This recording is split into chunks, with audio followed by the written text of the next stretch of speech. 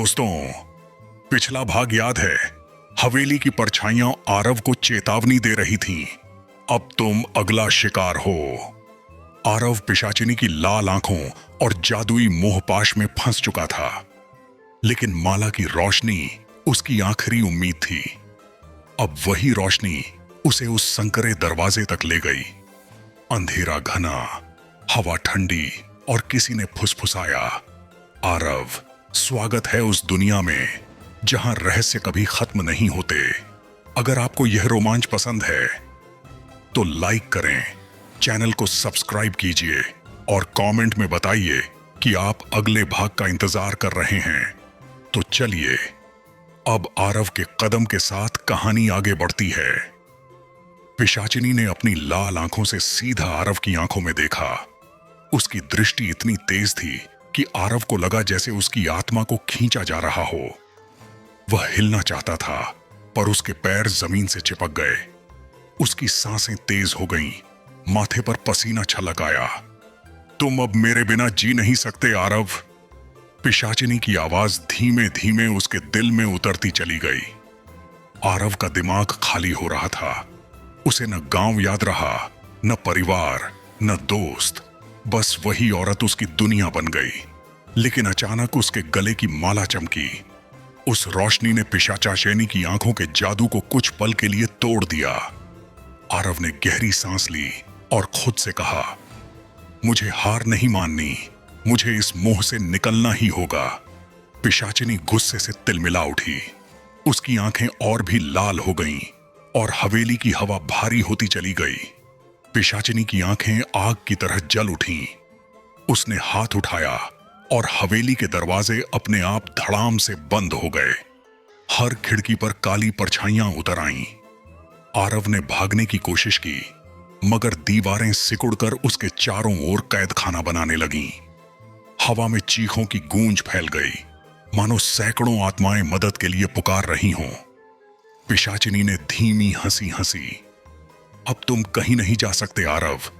यह हवेली ही तुम्हारा नया घर है और मैं तुम्हारी नई किस्मत। आरव कांप उठा। उसने माला को कसकर पकड़ लिया, लेकिन इस बार पिशाचिनी ने अपने नाखूनों से हवा में वार किया। माला की रोशनी मंद पड़ने लगी। हवेली की दीवारें और नजदीक आती जा रही थीं। आरव समझ गया, यह सिर्फ मोह नहीं, बल्कि एक कैद थी। जैसे जैसे हवेली की दीवारें करीब आती गईं, अचानक दीवारों पर परछाइयां उभरने लगीं। उन परछाइयों ने इंसानी रूप लिया।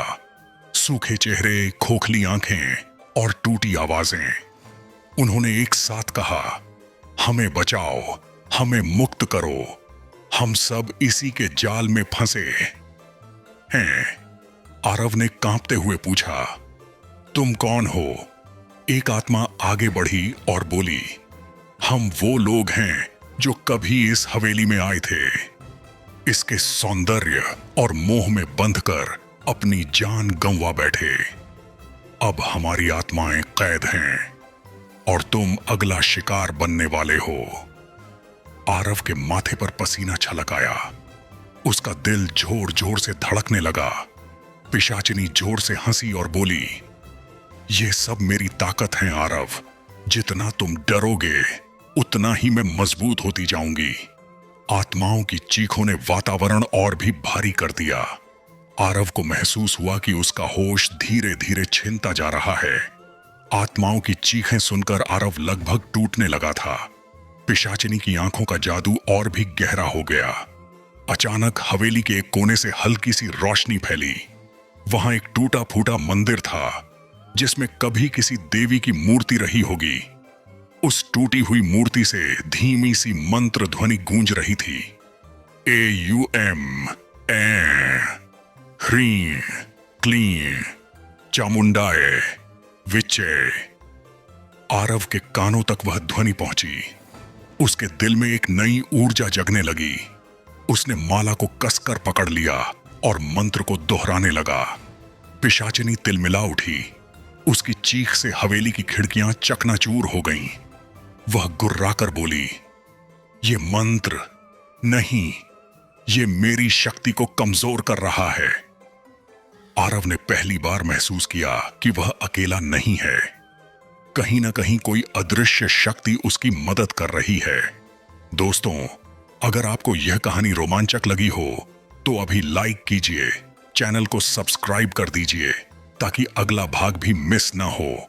और कमेंट में बताइए, क्या आप भी आरव के साथ हवेली के उस रहस्यमयी दरवाजे में प्रवेश करने की हिम्मत करेंगे? आपके प्यार और सपोर्ट से ही हम नई, डरावनी और रोमांचक कहानियां ला पाते हैं। धन्यवाद।